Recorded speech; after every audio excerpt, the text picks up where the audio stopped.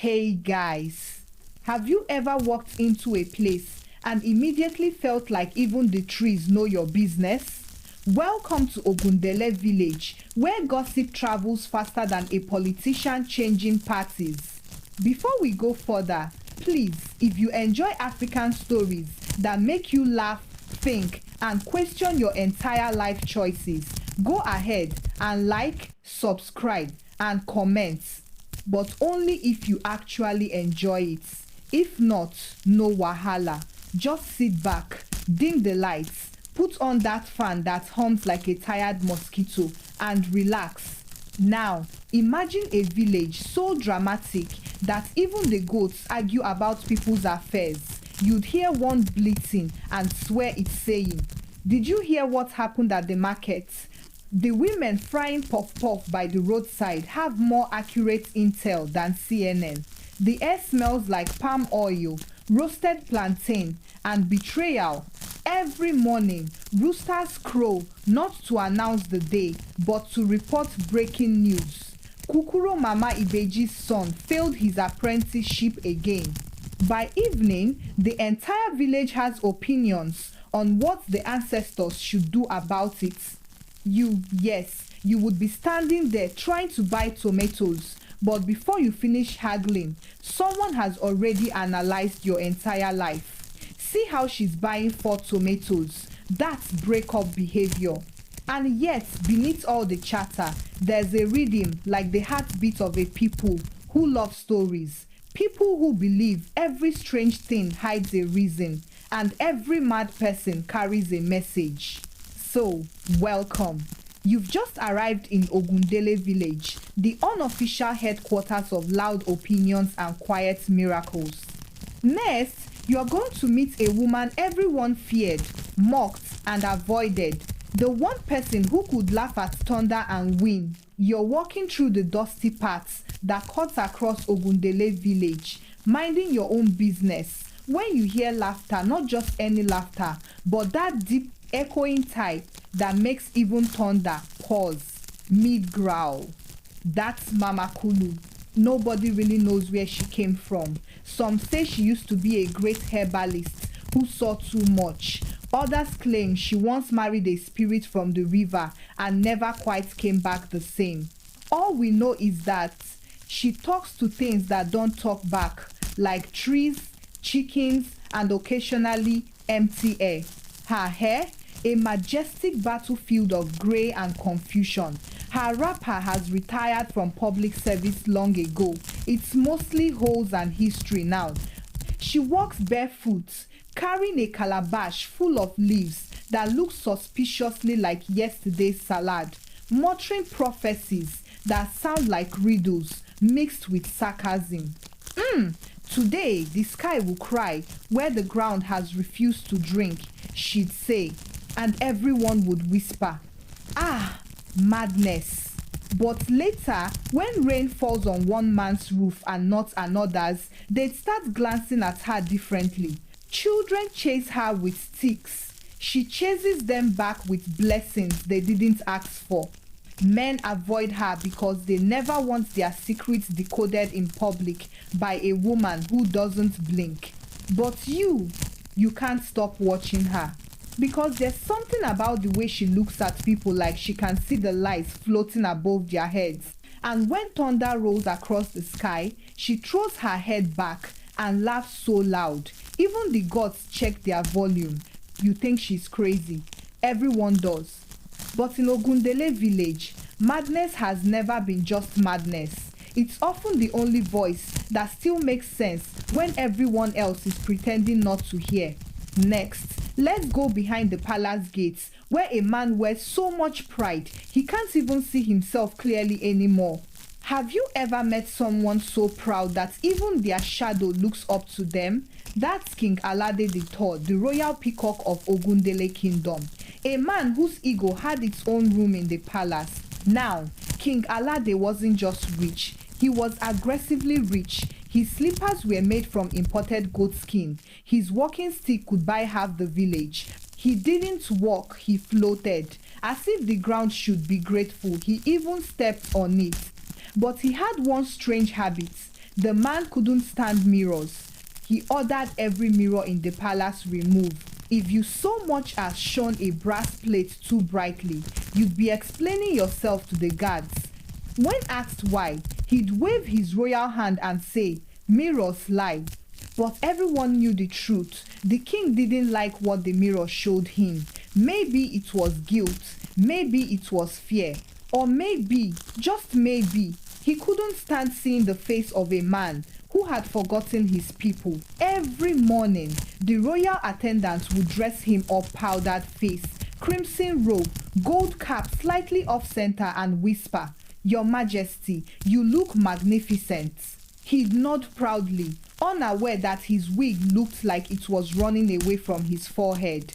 And when the people came to present their troubles, he'd smile that wide royal smile, the kind that hides the fact that his heart had grown smaller than a cowpea. Yet, despite his pride, something about him trembled whenever Mama Kulu passed near the palace. She'd shout her strange warnings, laugh her wild laugh, and the king would order the guards, "Drive that mad woman away." But afterward, he'd always ask quietly, "What did she say this time?" Because deep down, even a proud man knows when the wind is whispering about him. Next, the day peace left the village, when the drums that once sang of joy suddenly fell silent. You know something is wrong in an African village when even the drums stop talking.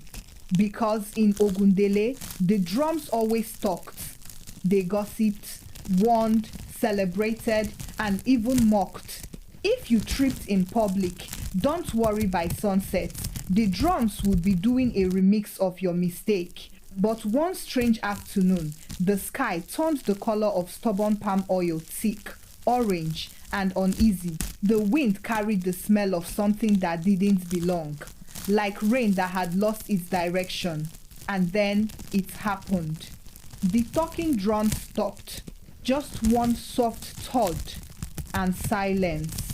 The drummers, men who could make leather sing louder than politicians, froze. The goats stopped chewing mid-bites. Even the market women, mid-argument about who owed whom a basket of pepper, paused and looked up. You could feel it, something in the air, heavy and watching, like a spirit that had just walked into the village, wearing invisible shoes. Children whispered that the ancestors were angry. Old men muttered that maybe the king had refused to pour libation again.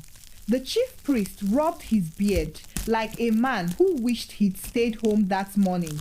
And then, from somewhere far off, a laugh broke the silence. Not just any laugh that deep, fearless laugh that sounded like it had just beaten thunder on the nose. Mama Kulu. There she was, standing in the middle of the road, her arms spread wide, laughing at the darkening sky as if she owned the weather. People hid behind trees, peeping, wondering if this was the day her madness would finally drag the whole village into trouble. But deep down, something in that laugh didn't sound crazy at all. It sounded like a warning wrapped in humor, like the sky was listening. Next, we moved to the day she stopped laughing and started shouting. The day the village ignored the loudest prophecy ever, screamed from a market table. It started on a market day, the kind where the air smelled like hot pepper, sweat, and bad decisions. Traders were shouting, goats were arguing, and children were stealing mangoes in plain sight. Then suddenly, boom! A loud thud from the center of the market. Everyone turned. There was Mama Kulu, standing barefoot on a wooden table that looked one insult away from collapsing. Her wrapper was tied like she'd wrestled with a hurricane and won.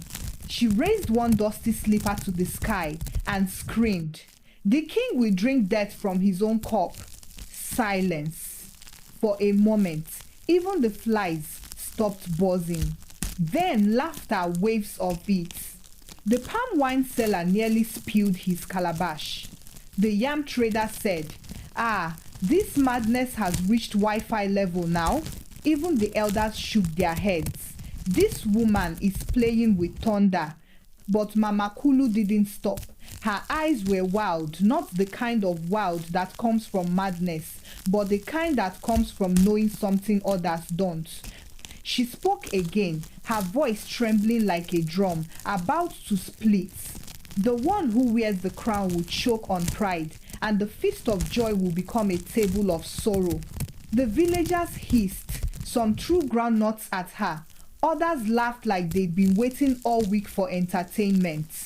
The guards came, dragged her off the table, and the crowd returned to their bargains, shaking heads and muttering, "This one needs deliverance." But above the noise, one old woman whispered to her friend, last time she said the river would eat the bridge, and it did. Nobody listened. Nobody cared. They all went home that night laughing, not knowing those words would soon echo louder than any drum. Next, we arrive at the king's feast, a celebration so grand it could make even the ancestors raise eyebrows, and where destiny quietly sharpened its knife. 2 moons after Mama Kulu's outburst, the king decided it was time to remind everyone who ruled the land in case poverty had made them forget. So he threw a feast so grand, even the sun showed up early to RSVP. They roasted entire goats till their bones gleamed like festival drums. Pots of jollof rice the size of bathtubs bubbled over open fires. The palace courtyard smelled like spice, laughter, and unspoken arrogance. You would have thought heaven was holding a food fair. Even the chief drummer wore new sandals. The king sat high on his throne, glittering in gold cloth so bright it could blind your self-esteem. He was smiling that smile kings practice in mirrors they claim not to have. Musicians played praise songs that were 70% music and 30% flattery. Long live the lion of the land, the great elephant whose shadow covers all. And the king nodded, chewing meat like a man who believed every word. But while everyone was busy licking stew and lies, something else stared at the palace gates. Mama Kulu, barefoot, dusty, eyes sharp as morning dew. She stood outside the palace fence, muttering under her breath, clutching her calabash. The guards rolled their eyes. "Ah, it's this woman again. Go away before you cause the food." But she didn't leave. She whispered to the wind, "The cup of joy is full, and poison hides beneath the sweetness."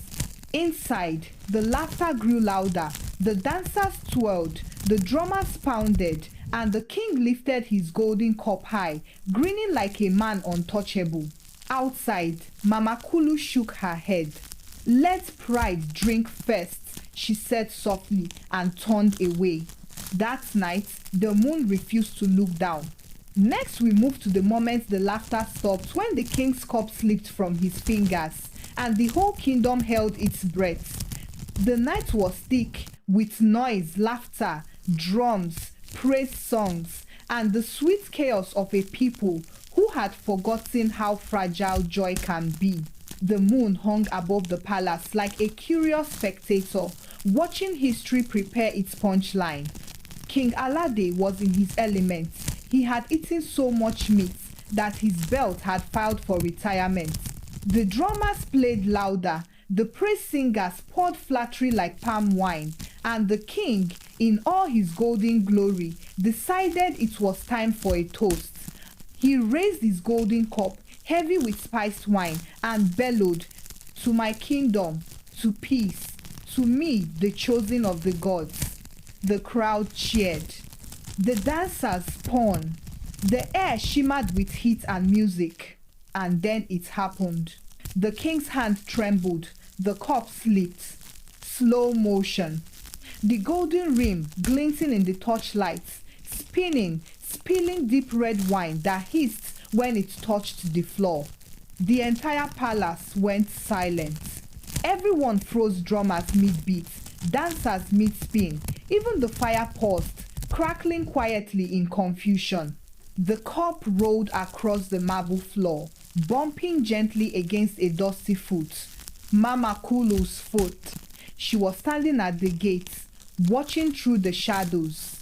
When the cop stopped by her toes, she smiled, not the smile of madness, but of someone who had seen the end of a story long before it began.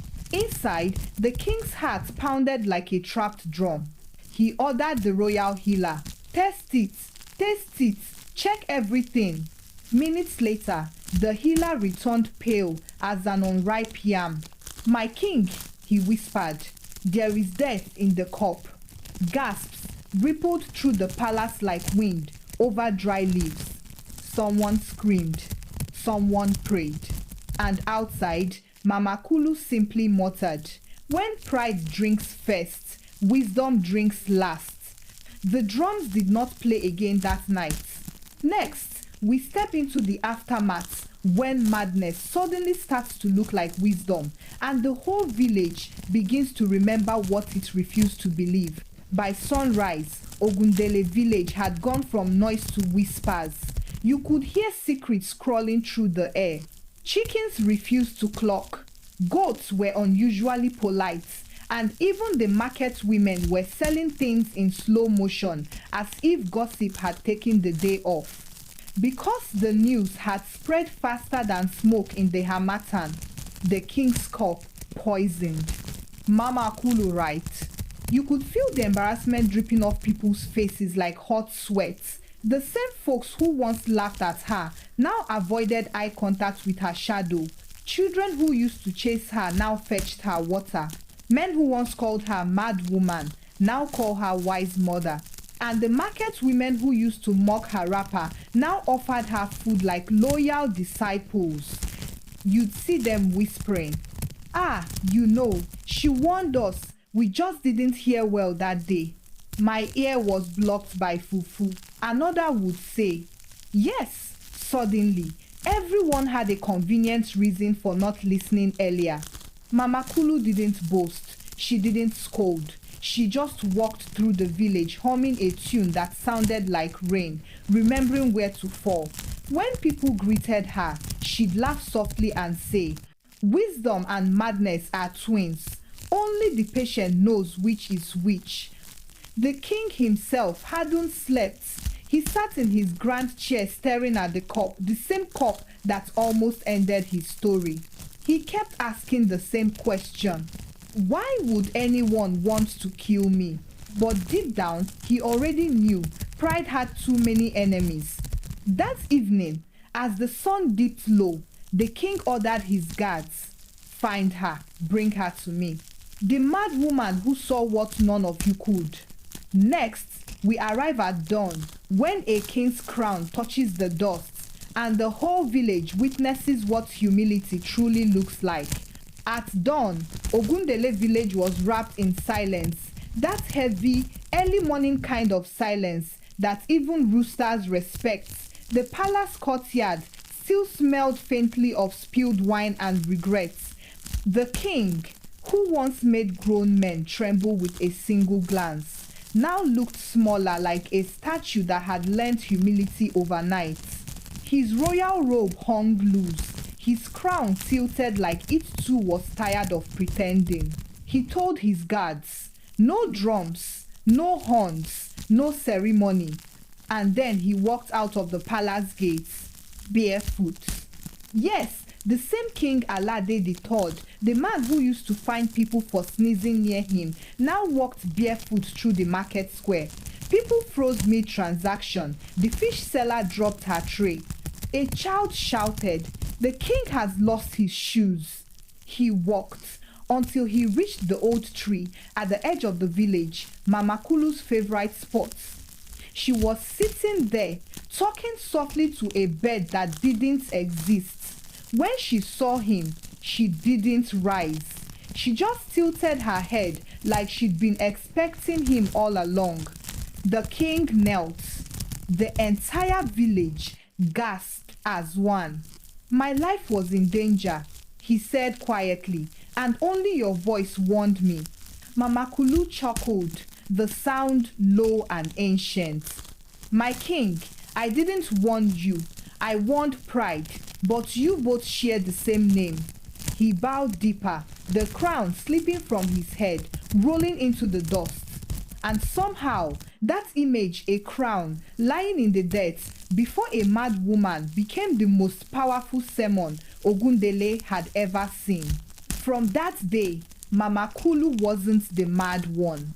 She became the wise laughter, the woman whose madness saved a kingdom. Next, let's bring this tale home to the night the drums finally returned, when redemption danced under the moon and even the ancestors smiled again. By the next moon, the village of Ogundele came alive again. The same drums that once went silent began to speak soft at first, like they were testing forgiveness. Then louder, rolling through the air like thunder that had remembered its rhythm. The market was bright with laughter again. The smell of roasted maize floated above the roofs. Children ran around pretending to be Mama Kulu, shouting prophecies at goats.